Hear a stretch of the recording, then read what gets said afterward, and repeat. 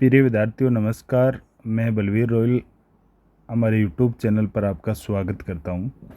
जैसे कि आप देख रहे हो हम मैथ स्पेशल बैच लेके आए हैं और मैंने पिछली क्लास में आपको बताया था कि हम 2 बैच चलाएंगे। एक टेक्निकल मैथ्स की एक क्लास रहेगी और एक क्लास कौन सी रहेगी, अपने जनरल मैथ की रहेगी। तो एक टेक्निकल मैथ की रहेगी और एक जनरल मैथ की रहेगी। अभी देखो जो अपनी क्लास स्टार्ट है वो टेक्निकल मैथ की क्लास है। तो इस टेक्निकल मैथ किस में उपयोगी होगी वो तो देखना आप। जो आईआईटी जेई की तैयारी करने वाले हैं, navy, air force, NDA, CDS, AFCAT, NEVS, KVS, DSS, DSSV, first grade में जो मैथ्स सब्जेक्ट है, सेकंड ग्रेड मैथ्स सब्जेक्ट और अदर एग्ज़ाम जहाँ पर भी आपके 11th और 12th की एनसीईआरटी बेस्ड क्वेश्चन आते हैं ना, वहाँ पर ये उपयोगी रहेगी। लास्ट वीडियो में भी अपन ने बात करी थी। आज देखो अपन एक टॉपिक से स्टार्ट करेंगे। उससे पहले थोड़ा मैं बेसिक बता रहा था। फिर देखो जो अपने टॉपिक स्टार्ट होंगे ना वो ऐसे स्टार्ट होंगे कि हम समुच्चय से स्टार्ट करेंगे। क्योंकि देखो जब आप पढ़ोगे कि ये अपने मॉडर्न मैथ है उसमें ये समुच्चय है, वहीं से स्टार्टिंग होती है। ये बहुत ही इम्पोर्टेंट टॉपिक है, अपना आधारभूत टॉपिक है। तो यहाँ से अपन स्टार्ट करेंगे, फिर अपन ऐसे चलते रहेंगे। देखो ये आप सब देख लेना एक बार। Relation function, trigonometry function, inverse, matrix, determinant, straight line, conic section, vector, ऐसे टोटल अपने 24 टोटल अपने कितने हैं 24 टॉपिक्स कवर करेंगे, जिसमें अपने लगभग टेक्निकल मैथ अपनी कवर हो जाएगी। तो यदि आप इन वीडियो को देखते हो तो आपकी गणित की जो कमज़ोरी है ना वो अब नहीं रहेगी, इसलिए आप कंटिन्यू बने रहें इनमें। और साथ में ऑब्जेक्टिव क्वेश्चन भी कराऊंगा। तो देखो आज का जो हमारा टॉपिक रहेगा वो रहेगा समुच्चय सेट्स। इसके बारे में हम एकदम बेसिक से पढ़ेंगे और देखो यूनिट वाइज पढ़ेंगे और सीक्वेंस वाइज पढ़ेंगे, यानी इसके आगे अब जो आएगा वैसे ही पढ़ेंगे अपन। यूनिट वाइज भी रहेगा और सीक्वेंस वाइज भी रहेगा। आज का जो अपना पार्ट फर्स्ट है उसमें हम पढ़ने के लिए जाएंगे समुच्चय क्या है उसके बारे में पढ़ेंगे, समुच्चय का निरूपण पढ़ेंगे और फिर समय रहा तो संख्याओं का समुच्चय भी अपन करेंगे। तो ये 3 अपने यूनिट है, इसके टॉपिक के सब यूनिट है, ये पढ़ेंगे अपन। हमारी क्लासें आपको डेली शाम 6 बजे मिलेगी, तो आप देखते रहें। फिर से लिखा हुआ है कि किस में उपयोगी है, तो JEE, NDA, navy, air force, 11th 12th जितने भी टीजीटी पीजीटी एग्ज़ाम है किसी भी स्टेट के, और फर्स्ट ग्रेड सेकंड ग्रेड में मैथ सब्जेक्ट में उपयोगी रहेगी। तो चलो अपन अपना वीडियो स्टार्ट करते हैं, आज की क्लास स्टार्ट करते हैं टॉपिक से। तो देखो अपना टॉपिक का नाम है समुच्चय सेट्स। अब देखो मैं अभी जो बता रहा था कि अपने जो मॉडर्न मैथ्स है ना, आधुनिक मैथ जो भी है उसमें आधारभूत टॉपिक ही समुच्चय है, यानी स्टार्टिंग यहीं से होती है। और आप इसको ऐसे समझ सकते हैं कि जो आप पहले की जो मैथ पढ़ रहे हो, क्लासिकल मैथ्स पढ़ रहे हो, यानी जो इतने दिन आप मैथ पढ़ रहे थे उस मैथ में आप स्टार्ट किससे कर रहे थे, नंबर से, संख्याओं से कर रहे थे। कहाँ से कर रहे थे, संख्याओं से। और जो अपने आधुनिक गणित है उसकी स्टार्टिंग अपन कहाँ से करेंगे, समुच्चय से करेंगे, यानी सेट से करेंगे। समुच्चय को देखो समझने के लिए आप जो चीज़ जानते हो उस पर चलते हैं। आप सभी जानते हैं कि संग्रह जानते हैं, क्या जानते हैं, संग्रह। संग्रह को अपन क्या बोल सकते हैं, कलेक्शन भी बोल सकते हैं, संग्रह या कलेक्शन। तो इसके बारे में आप सब जानते हैं, यानी किसी चीज़ को इकट्ठा करना संग्रह या कलेक्शन कहलाता है। और ये जो कलेक्शन होते हैं ना उन्हीं में भी जो अपने सुपरिभाषित टाइप के कलेक्शन होंगे, यानी जिनका अपन कुछ निर्धारण करेंगे। तो उनको समझने के लिए मैं कुछ क्वेश्चन लेता हूँ आपके पास। तो समुच्चय को समझने के लिए कुछ क्वेश्चन लिख रहा हूँ मैं, देखो, फिर उससे आप समझना कि समुच्चय क्या है। तो पहला क्वेश्चन है, अपनी क्लास बाइलिंगुअल है तो आप इसको दोनों चीज़ें समझ सकते हैं, इसलिए मैंने लिख रखा है समुच्चय क्या होता है, फिर व्हाट इज सेट। अब देख इसके लिए कुछ एग्जांपल ले रहे हैं अपन। एक ले रहे हैं प्राकृत संख्याओं का संग्रह। पहला एग्जांपल है प्राकृत संख्याओं का संग्रह। देखो थोड़ा समय बचाने के लिए मैंने क्वेश्चन खुद ही लिख लिए हैं। तो देखो हम जो कॉन्सेप्ट समझ रहे हैं वही समझ रहे हैं कि समुच्चय होता क्या है। तो उसके लिए मैंने कुछ कलेक्शन संग्रह लिया। देखो संग्रह 2 तरीके के हो सकते हैं। एक संग्रह तो वो हो जो दैनिक जीवन में अपने काम आ रहे हो। कौन से, दैनिक जीवन वाले, यानी जैसे आप देखते हैं कि घर पे बहुत सी चीज़ें आप देखते हैं, जैसे ताश की घड़ी का संग्रह है, दैनिक जीवन का संग्रह हो गया। तो ऐसे संग्रह जो दैनिक जीवन के हो संग्रह को बोलते हैं।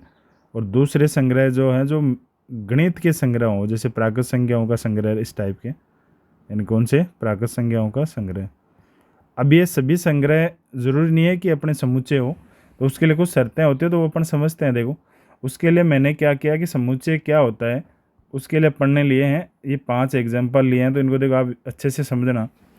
अपने पहला कॉन्सेप्ट, अब जो चैप्टर स्टार्ट करा है यहाँ से स्टार्ट हुआ अपना, कि पहले जो अपना पार्ट का नाम है समुच्चय, तो वो तो समझे ना कि समुच्चय होता क्या है। तो उसको समझने के लिए हमने क्या किया कि 5 एग्जाम्पल ले लिए। पहला कौन सा, प्राग संख्याओं का संग्रह। दूसरा, अंग्रेजी वर्णमाला के स्वरों का संग्रह। विश्व के सबसे अधिक खतरनाक जानवरों का संग्रह। आपकी कक्षा के सभी बालकों का संग्रह। और विश्व के सर्वश्रेष्ठ 11 बल्लेबाजों का संग्रह। अब देखो, इनमें अब समुच्चय है कि नहीं, इसके लिए आपको मैं एक नॉर्मल सी बात बताता हूँ कि जब इनके अपन आंसर देना शुरू करें, इन सब के अपन आंसर देना शुरू करें, और यदि अपना आंसर सेम आता हो, आंसर क्या आता हो, सेम आता हो, वो सब संग्रह में है। अभी इनका अपन आंसर देना शुरू करें और जिन जिन का आंसर सेम आता है वो सब क्या है, संग्रह में है। तो यदि अपन सभी, देखो आप जो देख रहे हैं वीडियो, सभी बनाना शुरू करेंगे, तो मैं आपको बोलूँ कि प्राकृत संख्याओं का संग्रह, आपको पता है कि प्राकृत संख्या 1 से शुरू होती है, तो उनका संग्रह 1 2 3 ऐसे रहेगा, यानी 1 2 3 होगा। फिर आपको बोले अंग्रेजी वर्णमाला के स्वर, तो ये भी आपको पता है कि सबका उत्तर AEIOU ही होगा, है ना। आपको बोले विश्व के सबसे अधिक खतरनाक जानवर, अब देखो यहाँ फिक्स नहीं कर पाएंगे अपन, क्योंकि देखो किसी को तो छिपकली का ही डर लगता है और कोई छिपकली को पकड़ भी लेता है, तो डिपेंड करता है कि किसको किस से डर लगता है ना, कौन किसके लिए खतरनाक हो जाए। तो ये इसका अपन एक फिक्स उत्तर नहीं देख सकते, यानी सबका उत्तर सेम नहीं हो सकता। तीसरी बात, देखो आपकी कक्षा के सभी बालकों का संग्रह दिया, तो सब सेम ही बनाएंगे। अब देखो यहाँ अलग अलग कक्षा के अनुसार अलग अलग हो जाएगा, लेकिन जिस कक्षा के बालक हैं वो तो सब सेम रहेंगे। विश्व के सर्वश्रेष्ठ 11 बल्लेबाजों का संग्रह, देखो यहाँ भी फिर से गड़बड़ होगी। अब देखो किसी को हार्दिक पांड्या पसंद है, किसी को नहीं पसंद है, किसी को रोहित शर्मा पसंद है ना, तो वो चॉइस पर डिपेंड करेगा। इसका मतलब ये भी अपने संग्रह तो है लेकिन समुच्चय नहीं है। तो इनसे अपने कोई बात पकड़ में आई, फिर अपन आगे परिभाषा भी पढ़ेंगे। हमें क्या ऐसे पढ़ना है कि हमें कॉन्सेप्ट भी दिमाग का क्लियर हो कि समुच्चय होता क्या है। तो हमने वो बात करी कि समुच्चय वो होगा जो सबका सेम उत्तर होगा, यानी पर्सन टू पर्सन वेरी नहीं करना चाहिए, वो समुच्चय होगा। यानी जिस पर अपन निर्णय ले सकते हैं कि यह वस्तु इस संग्रह में है या नहीं है, यानी कोई भी जैसे एक इसमें है कि नहीं है ये अपन निश्चय कर ले, लेकिन यहाँ पांड्या है या नहीं है, या रोहित शर्मा है या नहीं है, निश्चित नहीं है अपने। यहाँ छिपकली इसमें आएगी या नहीं आएगी, वो निश्चित नहीं है। लेकिन क्लास के जो बच्चे हैं वो यदि फिक्स है, मान लो 10 बच्चे हैं, तो फिर वही नाम आएंगे सबके, 10 बच्चे हैं उस क्लास के, तो वो फिक्स हो गए, है ना। तो इन बातों को आप समझे। तो ये तो केवल क्वेश्चन इसलिए थे कि आपका एक कॉन्सेप्ट बने कि समुच्चय होता क्या, जो अपन आगे पढ़ने जा रहे हैं। तो ये विशेष संग्रह होंगे, तो इनके लिए अपने यदि परिभाषा लिखनी चाहिए तो आप लिख सकते हैं। देखो, अब जो भी चीज़ें अपन लिख रहे हैं ना, AEIO, इनको अपन वस्तुएं बोलते हैं। क्या बोलते हैं? वस्तुएं, अव्यय या सदस्य बोलते हैं। तो अपनी परिभाषा देखो क्या होगी, यानी जिनके बारे में अपन बात कर रहे हैं उनको अपन वस्तु अव्यय बोलेंगे। तो अपनी परिभाषा क्या हो जाएगी, देखो, वस्तुओं, साथ साथ लिख लेना, वस्तुओं के सुपरिभाषित संग्रह को समुच्चय कहते हैं। इतना शॉर्ट में लिख रहा हूँ मैं, वस्तुओं के सुपरिभाषित। तो देखो यहाँ पर एक नया पॉइंट आया, सुपरिभाषित। तो जो भी बात कर रहे थे ना उसको अपन हिंदी में सुपरिभाषित बोलेंगे। तो आप यदि इसको और समझना चाहो तो आप ये लिख सकते हो कि निर्णय निश्चित रूप से ले सकते हैं, निश्चित रूप में ले सकते हैं कि वह वस्तु संग्रह में है अथवा नहीं। ये निर्णय ले सकते हैं कि अपन की वो चीज़ उसमें है या नहीं है, यानी एक प्राकृत संख्याओं में है या नहीं है, वो निर्णय ले सकते हैं। ऐसे अपन बनाएं तो वस्तुओं के जो सुपरिभाषित संग्रह ना, अब इस वस्तुओं को अपन अवयव भी बोल सकते हैं, यानी अवयवों का सुपरिभाषित संग्रह, और इनको अपन सदस्य भी बोल सकते हैं। कि अपन कोई भी बनाए वो ही बनना चाहिए, तो उसको अपन क्या बोलेंगे, समुच्चय बोलेंगे। और जो देखो इंग्लिश मीडियम के बच्चे हैं वो आप ऐसे लिख सकते हैं कि जो सेट है ना, a set is a well defined, यानी वेल डिफाइन होना चाहिए, पर्सन टू पर्सन वेरी नहीं करना चाहिए। यानी किसी का कोई उत्तर हो, किसी का कोई उत्तर हो, पर्सन टू पर्सन वेरी नहीं करना चाहिए। Well defined collection of objects, जो ऑब्जेक्ट्स का है वेल डिफाइंड कलेक्शन है उसको अपन सेट्स बोलेंगे। ऑब्जेक्ट्स को आप एलिमेंट्स भी बोल सकते हैं, ये ध्यान रखना। सदस्य को अपन क्या बोलते हैं, ऑब्जेक्ट्स या एलिमेंट्स। ये हिंदी मीडियम में भी इतना थोड़ा बहुत ध्यान रखा करो इंग्लिश का। अब देखो हमने ये बात करी कि समुच्चय क्या होगा, तो समुच्चय वो होगा जो सबका सेम बनेगा। यानी अपन ये निश्चित कर सकते हैं कि यह वस्तु इसमें आएगी या इसमें नहीं आएगी, तो उसको अपन समुच्चय बोलेंगे।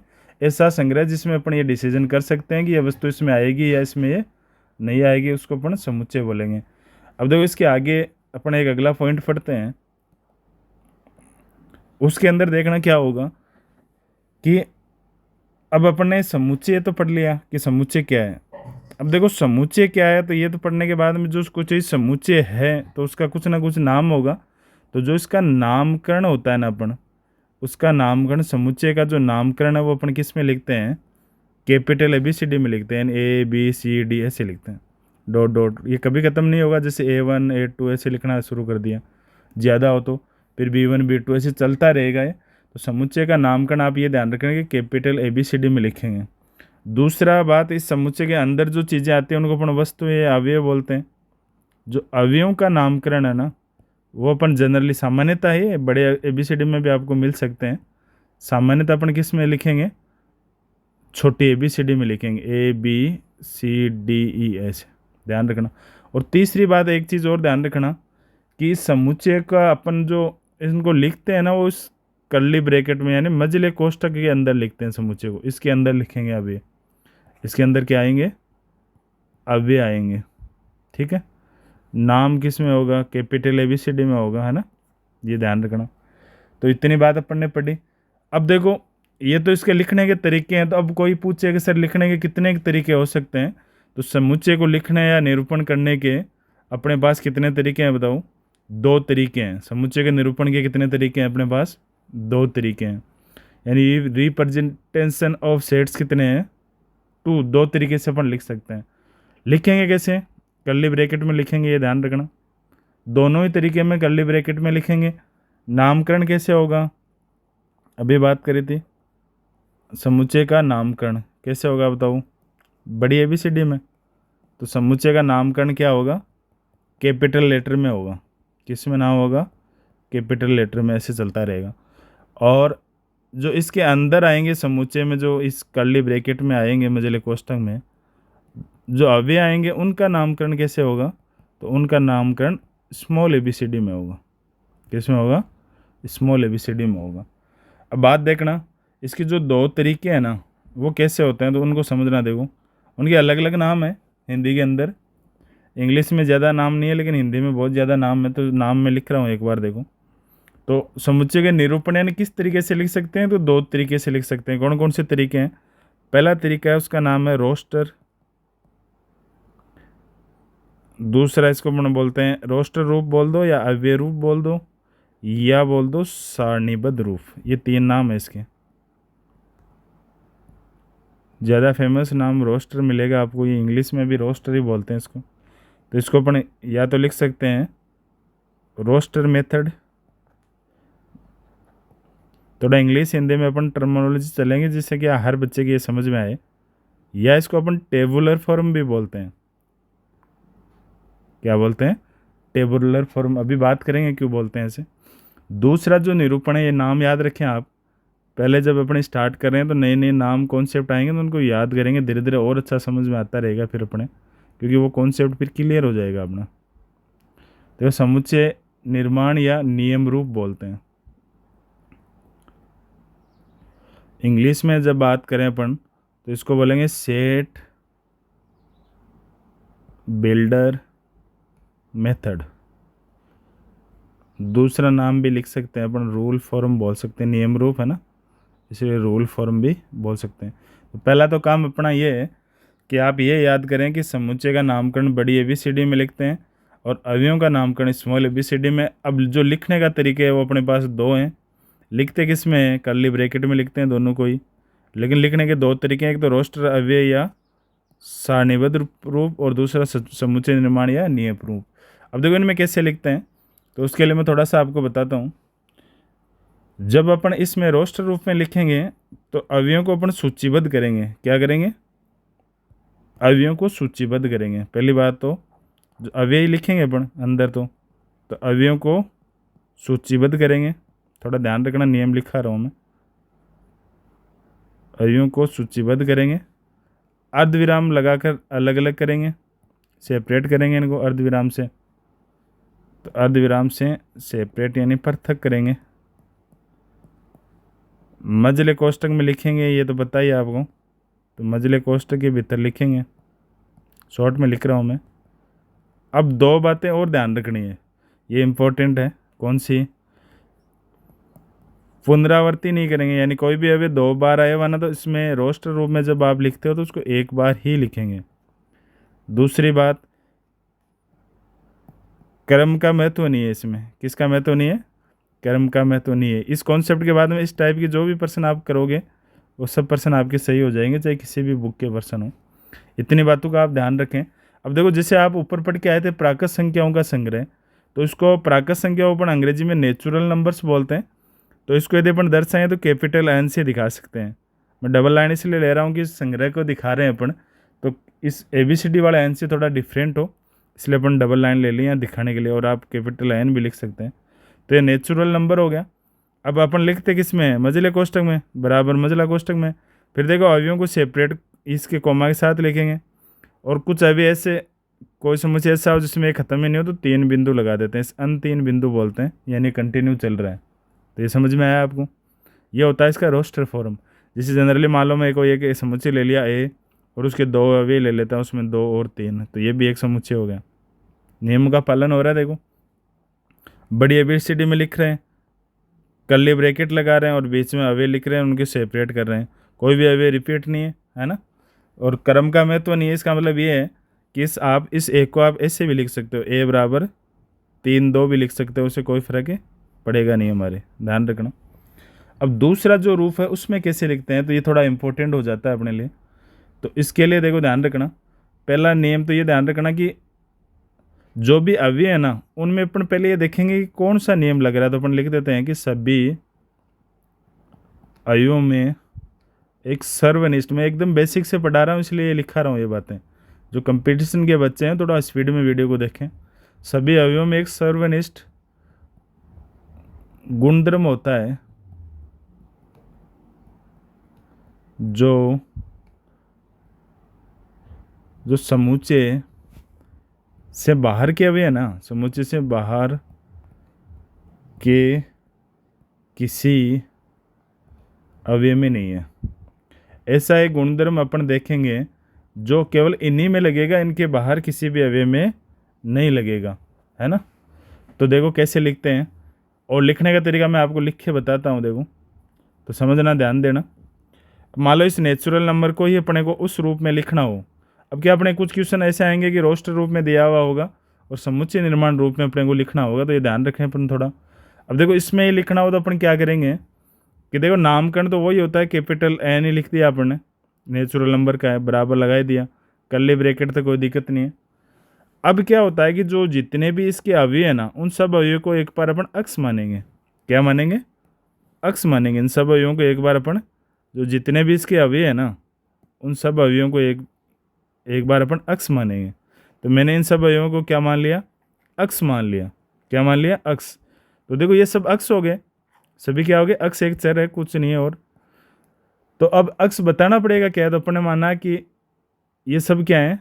अक्स है, यानी इसका मतलब हो गया सभी अक्स का समुच्चय। देखो इस चीज़ को अपन यदि पढ़ना चाहें, इतनी सी चीज़ को अपन पढ़ना चाहिए, तो अपन ऐसे पढ़ेंगे, सभी कोष्ठक के साथ बोल रहा हूँ मैं, सभी अक्स का समुच्चय। पढ़ना भी तो आना चाहिए कि वे इस रूप में लिख रहे हैं। तो ये बात सभी अक्स का समुच्चय। अब उसके बाद में अपन क्या करते हैं कि एक कोलन का चिन्ह लगाते हैं, इसको बोलते हैं कोलन चिन्ह। कोलन, और कोलन का अर्थ यहाँ होगा जहाँ। क्या होगा? जहाँ। अब बताओ सभी अक्स मान लिया, तो आपको बताना भी तो पड़ेगा ना कि अक्स क्या है यहाँ पर। तो अपन बता रहे हैं कि जहाँ जो अक्स बताओ क्या है? एक प्राकृत संख्या है क्या?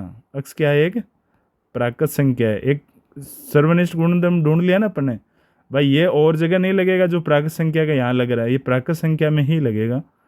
तो अपन ने बोल दिया जहाँ अक्स क्या है, फिर ये मझला कोष्टक बंद कर दिया। तो दोबारा सुने आप, हमने क्या लिखा कि पहले ये तो लगाते हैं, कर्ली ब्रैकेट में तो लिखते ही हैं अपन। अब क्या करा कि जो चीज़ें अपने को लिखने थे उन सबको अपन ने अक्स मान लिया, एक बार क्या मान लिया, चर मान लिया एक्स। तो अक्स मान लिया तो इस चीज़ का हो गया सभी अक्स का समुच्चय। तो अब बताओ भाई साहब कि अक्स है क्या। तो अक्स एक प्राकृत संख्या है, यानी एक ऐसा गुणधर्म है जो इसी में लग रहा है, सर्वनिष्ठ गुणधर्म हो गया ना प्राकृत संख्या का। ऐसे देखो, अब जरूरी नहीं है कि इसमें जो आपका उत्तर वो सेम ही हो, इसलिए मैं एक सेकेंड एग्जाम्पल जो अपन ने लिया वो 2-3 का इसीलिए लिया था। अब इसको अपन अलग अलग तरीके से लिख सकते हैं समुच्चय निर्माण में। तो एक कंडीशन आप लिख सकते हैं समुच्चय निर्माण के साथ में, क्या लिख सकते हैं कि समुच्चय निर्माण में अपन अनेक प्रकार से निरूपित कर सकते हैं, अनेक प्रकार से निरूपित किया जा सकता है। कैसे, तो देखो अभी मैं समझाता हूँ।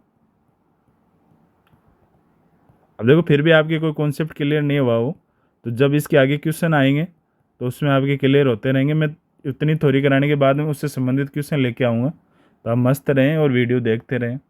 देखो पहला कॉन्सेप्ट देखना, पहले तो नामकरण तो वही ए बराबर, फिर कर्ली ब्रैकेट लगाएंगे यानी सभी अक्स मान लेंगे इनको। अब ये सभी अक्स कौन है, अब की बार ये 2 और 3 है, तो सभी अक्स का समुच्चय है, सभी अक्स का समुच्चय। अब इस अक्स को अलग अलग तरीके से लिख सकते हैं। कैसे, सभी अक्स का समुच्चय है जहाँ अक्स क्या है बताओ, प्राकृत संख्या है।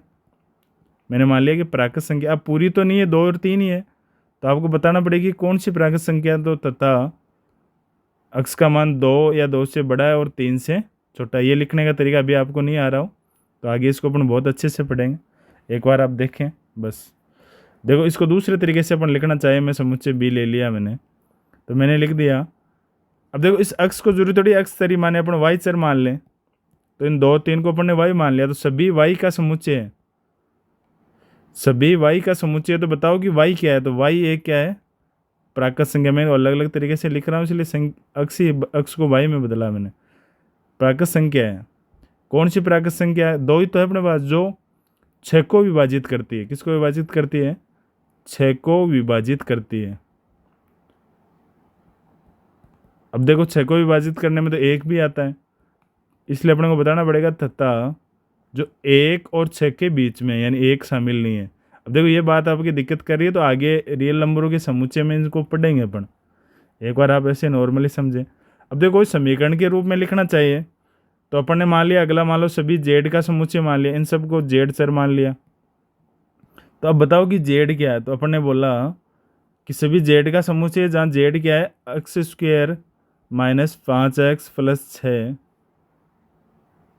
का हल है, जहाँ पर जेड इसका हल। अब इसका हल करोगे ना आप तो उत्तर वही 2 और 3 ही आएगा। इसका आप गुणनखंड करोगे तो उत्तर 2 और 3 ही आएगा।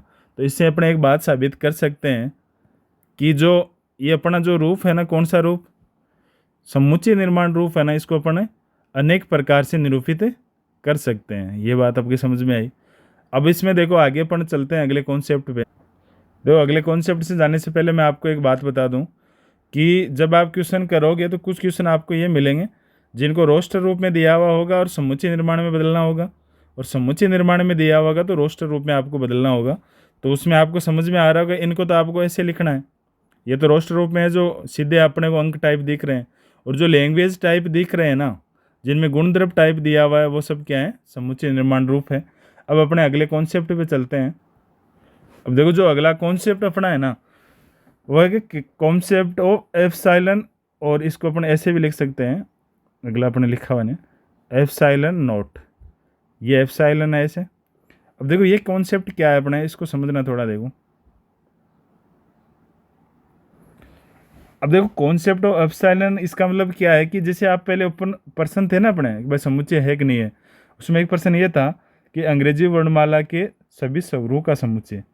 यदि इसको अपन मैं ऐसे दिखाऊं समुच्चय को, तो उसमें अभी क्या आएंगे, समुच्चय को ऐसे ब्रैकेट में लिखते हैं AEIOU आएंगे।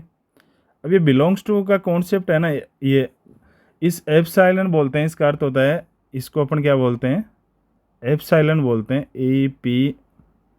APSILON epsilon.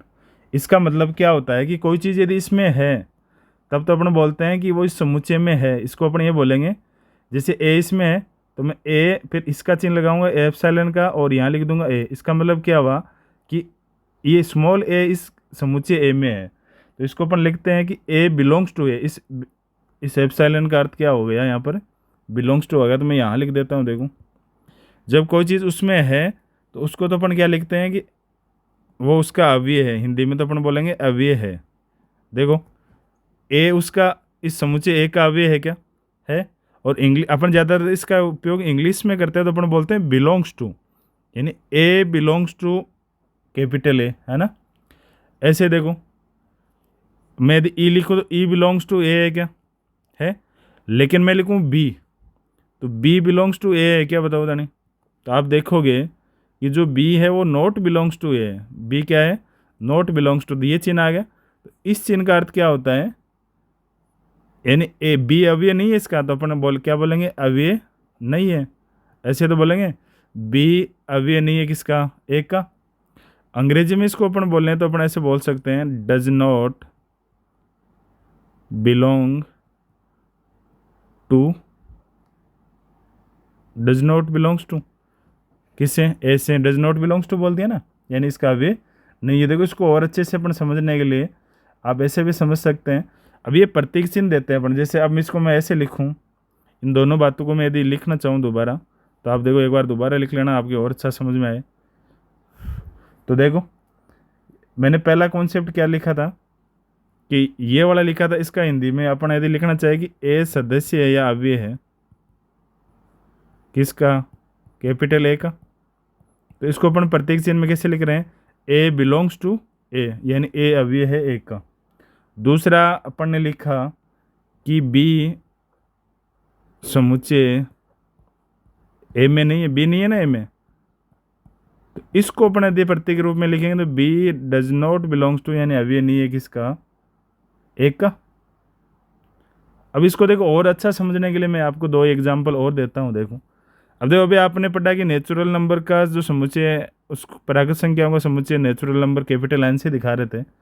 तो मैं आपको बोलूँगी कि नेचुरल नंबर में एक आता है कि तो आप बोलोगे एक बिलोंग्स टू एन है। लेकिन मैं आपको बोलूँगी 1.5 आता है कि तो आप बोलोगे डज नॉट बिलोंग्स टू। ये कॉन्सेप्ट समझ में आया होगा। अपन देखो थोड़ी क्लास बड़ी हो रही है, इसलिए अपन ये संख्याओं का समुच्चय अगली क्लास में सेपरेट करेंगे। तो आप अभी आप जो क्वेश्चन इनसे संबंधित यदि कोई क्वेश्चन आपके पास होगी ये समुच्चय है कि नहीं है, तो वो आप कर सकते हैं। मैं एक बार रिवीजन वापस ले रहा हूँ, देखो तो वापस समझना कि समुच्चय था क्या, कि समुच्चय वो था कि कोई चीज़ उसमें अपन निश्चित कर सकते हैं कि वो चीज़ उसमें है या नहीं है। जैसे प्राकृत संख्या में आप निश्चित कर सकते हो कि इसमें कौन से आएंगे, अंग्रेजी की वर्णमाला में आप निश्चित कर पा रहे हो, लेकिन विश्व के खतरनाक जानवरों में आप ये निश्चित नहीं कर पा रहे हो कि कौन से अभी इसमें आएंगे और कौन से नहीं आएंगे। सबके अलग अलग आंसर हो रहा था। आपकी कक्षा के विद्यार्थी आप निश्चित कर लोगे, लेकिन विश्व के सर्वश्रेष्ठ बल्लेबाजों में आप निश्चित नहीं कर सकते। तो समुच्चय क्या होता है कि वस्तु का सुपरिभाषित संग्रह। सुपरिभाषित का मतलब क्या हुआ कि अपन निश्चित कर सकते हैं कि कौन सी वस्तु इसके अंदर है कौन सी नहीं है, यानी वेल डिफाइन होना चाहिए। इंग्लिश में बात करें तो वेल डिफाइन होना चाहिए। फिर इसका नामकरण की बात करिए पढ़ने, और नामकरण की बात करने के बाद में हमने समुच्चय का निरूपण करा कि समुच्चय है तो भाई साहब लिखेंगे कैसे, तो बड़े ABCD में लिखें अवयवों को कि स्मॉल ABCD में लिखेंगे। कि लिखने के कितने तरीके हैं कि भाई साहब दो तरीके कौन कौन से, कि रोस्टर रूप और समुच्चय निर्माण। इनको अपन ने अच्छे से पढ़ लिया। इसमें सूचीबद्ध यानी करके ऐसे लिखते हैं और इसमें कोई नियम के अनुसार लिखते हैं। अब इनका इंटरचेंज आपको पूछे तो आप कर सकते हैं आराम से। एक अपन ने पढ़ा कॉन्सेप्ट बिलोंग्स टू, यानी कौन सा अवयव इसमें है या नहीं है, ये बताने के लिए अपन एक चिन्ह का यूज़ करते हैं, इसको एप्सिलॉन बोलते हैं। अब है तो एप्सिलॉन और नहीं है तो not, does not belongs to हो जाएगा, यानी इसकी कट करके ऐसे बना देंगे अपन, ये बिलोंग्स टू है। तो आज की क्लास इतनी थी। नेक्स्ट क्लास में अपन संख्याओं का समुच्चय के साथ मिलेंगे। जय हिंद, जय भारत। वीडियो अच्छा लगे तो अपने दोस्तों को अवश्य शेयर किया करो। धन्यवाद।